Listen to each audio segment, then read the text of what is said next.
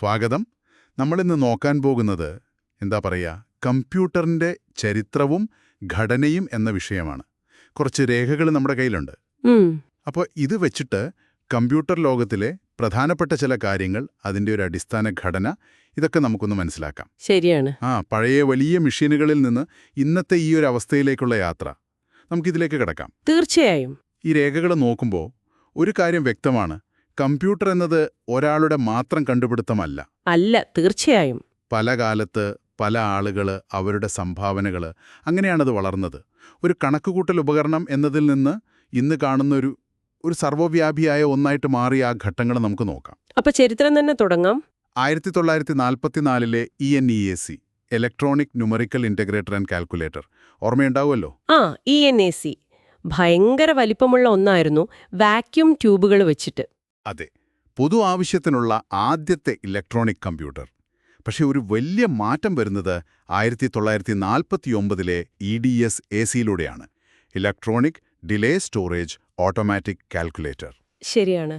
EDS-ന്റെ പ്രത്യേകത എന്താണെന്ന് വെച്ചാൽ സ്റ്റോർഡ് പ്രോഗ്രാം കോൺസെപ്റ്റ്. അതെ, പ്രോഗ്രാം നിർദ്ദേശങ്ങളും ഡേറ്റായും ആദ്യമായി മെമ്മറിയിൽ സൂക്ഷിക്കാൻ തുടങ്ങി. അതൊരു വിപ്ലവം തന്നെയായിരുന്നു. അതിനു മുമ്പ് വയറൊക്കെ മാറി കുത്തണമായിരുന്നു അല്ലേ ഓരോ തവണയും? അതെ, ഭയങ്കര പാടായിരുന്നു. പക്ഷെ ഇത് വന്നതോടെ റീപ്രോഗ്രാം ചെയ്യാൻ എളുപ്പമായി. സോഫ്റ്റ്വെയർ എന്നൊരു സാധ്യത അവിടെ തുറന്നു. ഈ സമയത്താണ് ഹാർവാർഡ് ആർക്കിടെക്ചർ പോലുള്ള ആശയങ്ങളും വരുന്നത്. ഇൻസ്ട്രക്ഷനും ഡേറ്റാക്കും വേറെ വേറെ പാത്ത്, വേറെ മെമ്മറി, ചില കാര്യങ്ങൾക്കത് സ്പീഡ് കൂട്ടി. പിന്നെ 1951 യൂണിവാക് ആയി, ആദ്യത്തെ കമേഴ്ഷ്യൽ കമ്പ്യൂട്ടർ. അതെ, യൂണിവേഴ്സൽ ഓട്ടോമാറ്റിക് കമ്പ്യൂട്ടർ. വാണിജ്യ ആവശ്യങ്ങൾക്കായിട്ടുള്ള ആദ്യത്തേത്. അതോടൊപ്പം തന്നെ IBM പോലുള്ള കമ്പനികൾ രംഗത്ത് വരുന്നു. IBM 701, പിന്നെ IBM 360 സീരീസ്. IBM 360 വളരെ പ്രധാനപ്പെട്ടതാണ്. കാരണം സോഫ്റ്റ്വെയർ കമ്പാറ്റബിലിറ്റി. എക്സാക്ട്ലി, അത് തന്നെ. പല മോഡലുകളിലും തലമുറകളിലും ഒരേ സോഫ്റ്റ്വെയറോടും. ബിസിനസ്സുകാർക്ക് അത് വലിയ കാര്യമായിരുന്നു. അപ്പോൾ അടുത്ത വലിയൊരു ചാട്ടം എപ്പോഴാണ്? അത് മൈക്രോ പ്രോസസറിന്റെ വരവോടെയാണ്. 1971 ഇന്റൽ 4004. ആദ്യത്തെ മൈക്രോ പ്രോസസർ. അതെ, ഒരു സിംഗിൾ ചിപ്പിൽ ഒരു കമ്പ്യൂട്ടറിന്റെ പ്രധാന ഭാഗങ്ങൾ.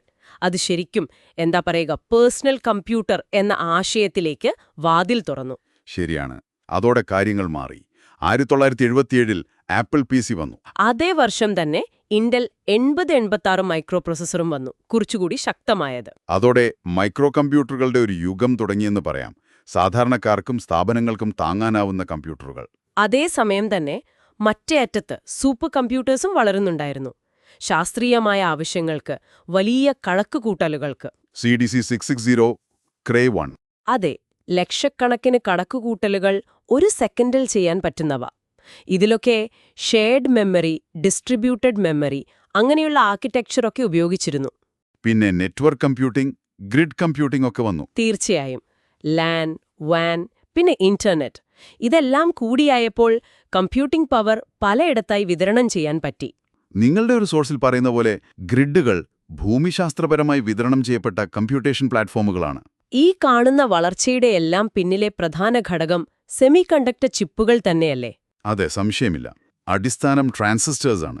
ഒരു ചിപ്പിൽ എത്ര ട്രാൻസിസ്റ്റർ വെക്കാൻ പറ്റും എന്നുള്ളത് SSI-യിൽ തുടങ്ങി.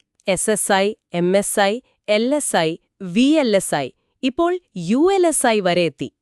അൾട്രാ ലാർജ് സ്കെയിൽ ഇന്റഗ്രേഷൻ, കോടിക്കണക്കിന് ട്രാൻസിസ്റ്ററുകൾ. ഇവിടെ ഈ ഫീച്ചർ സൈസ് എന്നൊരു വാക്ക് പറയുന്നുണ്ട്, അതെന്താണ്? ഫീച്ചർ സൈസ് എന്ന് പറഞ്ഞാൽ ആ ചിപ്പിലെ ഏറ്റവും ചെറിയ ഒരു ഘടകത്തിന്റെ അളവാണ്. അത് മൈക്രോണിലും നാനോമീറ്ററിലും ഒക്കെയാണ് പറയുക. ഓക്കേ. ഈ അളവ് കുറയുന്നതിനനുസരിച്ച് ഒരേ സ്ഥലത്ത് കൂടുതൽ ട്രാൻസിസ്റ്ററുകൾ ഉൾക്കൊള്ളിക്കാൻ പറ്റി. അപ്പോ കൂടുതൽ കപ്പാസിറ്റി, കൂടുതൽ സ്പീഡ്. അതെ, ഊർജം കുറവ് മതി. പിന്നെ ഈ ട്രാൻസിസ്റ്ററുകൾ ഓൺ ഓഫ് എന്ന 2 അവസ്ഥകളിലാണ് പ്രവർത്തിക്കുന്നത്, അതായത് 1ഉം 0യും. അതുകൊണ്ടാണ് കമ്പ്യൂട്ടർ ഒരു ഡിജിറ്റൽ ഉപകരണമായത്. അപ്പോൾ ഇത്രയും ചെറിയ ചിപ്പുകളിലുള്ളിൽ നടക്കുന്ന ഈ പ്രവർത്തനം, അതിൻ്റെ ഒരു അടിസ്ഥാന ഘടന, സ്ട്രക്ചർ ഓഫ് എ കമ്പ്യൂട്ടർ, അതെങ്ങനെയാണ്? ബേസിക് ആയിട്ട് 4 ഭാഗങ്ങളാണ്: ഇൻപുട്ട്, മെമ്മറി, പ്രോസസ്സിംഗ്, പിന്നെ ഔട്ട്പുട്ട്. ഇതിലെ എഞ്ചിൻ എന്ന് പറയുന്നത് പ്രോസസ്സിംഗ് യൂണിറ്റ് ആണ്, CPU, സെൻട്രൽ പ്രോസസ്സിംഗ് യൂണിറ്റ്. അതെ, CPUവിന്റെ ഉള്ളിൽ പിന്നെയും ഭാഗങ്ങളുണ്ട്. രജിസ്റ്റേഴ്സ് ഉണ്ട്, താൽക്കാലികമായി ഡേറ്റ വെക്കാൻ, അതിവേഗ മെമ്മറി.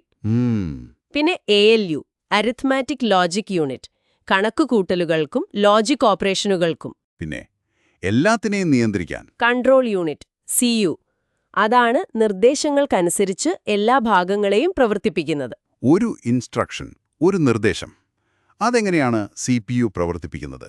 അതിനൊരു സൈക്കിൾ ഉണ്ടല്ലോ. ഉണ്ട്. ഫെച്ച്, ഡീകോഡ്, എക്സിക്യൂട്ട് സൈക്കിൾ എന്ന് പറയും. ആദ്യം മെമ്മറിയിൽ നിന്ന് നിർദ്ദേശമെടുക്കുന്നു. ഫെച്ച്. ഓക്കെ. പിന്നെ അത് എന്താണ് ചെയ്യേണ്ടതെന്ന് മനസ്സിലാക്കുന്നു. ഡീകോഡ്. എന്നിട്ട് ആ പ്രവർത്തനം നടത്തുന്നു. എക്സിക്യൂട്ട്. ഒരുപക്ഷെ ALU വെച്ച് എന്തെങ്കിലും കണക്കുകൂട്ടലായിരിക്കാം. എന്നിട്ട് അതിന്റെ ഫലം എവിടെയെങ്കിലും സ്റ്റോർ ചെയ്യും. രജിസ്റ്റേഴ്സിലോ മെമ്മറിയിലോ. ഇതിനിടയ്ക്കൊരു കീബോർഡ് അമർത്തിയാൽ എന്തു സംഭവിക്കും? അപ്പോഴാണ് ഇന്ററപ്റ്റ്സ് വരുന്നതല്ലേ? അതെ. സാധാരണ പ്രവർത്തനത്തെ ഒന്ന് നിർത്തിയിട്ട് ആ പുതിയ വന്ന കാര്യം എന്താണെന്ന് വെച്ചാൽ അത് ചെയ്യും. അതാണ് ഇന്ററപ്റ്റ്സ്. ഈ രജിസ്റ്റേഴ്സിൽ തന്നെ പലതരമുണ്ടെന്ന് പറയുന്നു. General purpose, special purpose. ഉണ്ട്. ജനറൽ പർപ്പസ് രജിസ്റ്റേഴ്സ് സാധാരണ കാര്യങ്ങൾക്ക് ഉപയോഗിക്കും. സ്പെഷ്യൽ പർപ്പസ് രജിസ്റ്റേഴ്സ് ചില പ്രത്യേക ജോലികൾക്ക് മാത്രമാണ്. ഉദാഹരണത്തിന് പ്രോഗ്രാം കൗണ്ടർ. അത് അടുത്ത ഇൻസ്ട്രക്ഷൻ എവിടെയാണെന്ന് നോക്കുന്നു. അതെ. ഇൻസ്ട്രക്ഷൻ രജിസ്റ്റർ ഇപ്പോൾ ചെയ്യുന്ന ഇൻസ്ട്രക്ഷൻ ഏതാണെന്ന് വെക്കുന്നു. അങ്ങനെ പലതുണ്ട്. ഡേറ്റ അങ്ങോട്ടും ഇങ്ങോട്ടും പോകാനുള്ള വഴികളാണ് ഡേറ്റ പാത്ത്. CPUവിനുള്ളിലും പുറത്തും ഇതുണ്ട്. സിസ്റ്റം ബസ് വഴി പുറത്തേക്ക്. അതെ. ഈ ഓപ്പറേഷൻസ് ഒക്കെ കൃത്യസമയത്ത് നടക്കാൻ സഹായിക്കുന്നത് കൺട്രോൾ യൂണിറ്റും സിസ്റ്റം ക്ലോക്കും ചേർന്നാണ്. ഓരോ ക്ലോക്ക് ടിക്കിലും ഓരോ ചെറിയ പ്രവർത്തനം നടക്കും. പിന്നെ മെമ്മറി യൂണിറ്റ്, പ്രധാനമായും റാം, റാൻഡം ആക്സസ് മെമ്മറി. അതെ. പ്രവർത്തിക്കുന്ന പ്രോഗ്രാമുകളും ഡേറ്റയും താൽക്കാലികമായി സൂക്ഷിക്കുന്നത് റാമിലാണ്. അതിന്റെ അളവ് നമ്മൾ ബൈറ്റ്, KB, MB, GB എന്നൊക്കെ പറയും. ഇൻപുട്ട് ഔട്ട്പുട്ട് ഡിവൈസസോ? Keyboard, mouse? അതൊക്കെ ഇൻപുട്ട് ഡിവൈസസ്. മോണിറ്റർ, പ്രിന്റർ എന്നിവ ഔട്ട്പുട്ട് ഡിവൈസസ്. മൊത്തത്തിൽ IO ഡിവൈസസ്. വിവരങ്ങൾ അകത്തേക്കും പുറത്തേക്കും പോകാൻ. അപ്പോ എന്താണൊരു ഇൻസ്ട്രക്ഷൻ?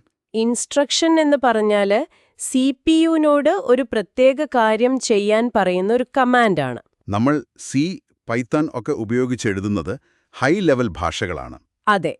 പക്ഷേ CPUവിന് മനസ്സിലാവുന്നത് ബൈനറിയാണ്, 0ഉം 1ഉം മാത്രം. അപ്പം നമ്മുടെ പ്രോഗ്രാമുകളൊക്കെ അവസാനം ഈ ബൈനറി മെഷീൻ ഇൻസ്ട്രക്ഷൻസായി മാറണം. ഓരോ ഇൻസ്ട്രക്ഷനും ഒരു ഓപ്പ് കോഡ് ഉണ്ടാവും. ഓപ്പ് കോഡ് ഉണ്ടാവും, എന്ത് ചെയ്യണമെന്ന് പറയുന്നത്. പിന്നെ ഓപ്പറാൻസ് ഉണ്ടാവും, ഏത് ഡേറ്റയിൽ ചെയ്യണം അല്ലെങ്കിൽ എവിടെ നിന്ന് എടുക്കണം എന്നൊക്കെ പറയുന്നത്. ഓരോ CPU ആർക്കിടെക്ചറിനും അതിൻ്റേതായ ഇൻസ്ട്രക്ഷൻ സെറ്റ് ഉണ്ടാവും. അപ്പൊ ചുരുക്കത്തില് നമ്മൾ തുടങ്ങിയത് ENIAC പോലുള്ള വലിയ റൂം നിറഞ്ഞ മെഷീനുകളിൽ നിന്നാണ്, വാക്യൂം ക്യൂബുകൾ. ഇന്ന് നമ്മൾ എത്തി നിൽക്കുന്നത് ULSI സാങ്കേതികവിദ്യയിലുള്ള കണ്ണിൽ കാണാൻ പോലും പറ്റാത്തത്ര ചെറിയ ചിപ്പുകളിലാണ്. കോടിക്കണക്കിന് ട്രാൻസിസ്റ്ററുകൾ. അതെ. എന്ന ഘടന അതിപ്പോഴും പ്രസക്തമാണ്. ഇത് മനസ്സിലാക്കുന്നത് ഈ യാത്രയെ വിലയിരുത്താൻ നിങ്ങളെ സഹായിക്കും. ഇവിടെ ഒരു ചിന്ത വരുന്നുണ്ട്. ഈ രേഖകളിലേക്ക് പറഞ്ഞ പോലെ കമ്പ്യൂട്ടറിന്റെ അടിസ്ഥാനം ഇപ്പോഴും വളരെ ലളിതമായ ബൈനറി ലോജിക്കാണ്.